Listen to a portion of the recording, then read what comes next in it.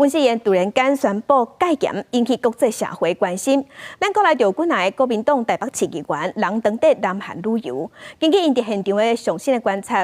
因讲外国游客第一时间知影了后，拢赶紧想要离开，赶紧想要走，颠倒是当地人无啥反应，甚至更有人质疑讲这敢是假消息。60秒钟之内就有3到4台的警车经过。